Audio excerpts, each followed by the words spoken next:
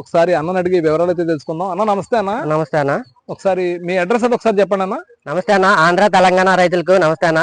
నా అడ్రస్ వచ్చేసి రాజమండ్రి దగ్గర జగంపేట అన్న, village Ramavaram, VR dairy farm నుంచి మాట్లాడుతున్నాను. ఓకేనా. ప్రజెంట్ ఎన్ని గేదెలు ఉన్నాయన్న మన ఫామ్ లో? మన దగ్గర అయితే 15 గేదెలు దాకా ఉన్నాయి. 15 ఉన్నాయన్న. అందులో పాడి ఎన్ని, సూడి ఎన్ని అన్న? ప్రస్తుతానికి అయితే పాడేది అయితే ఒకటి ఉందన్న.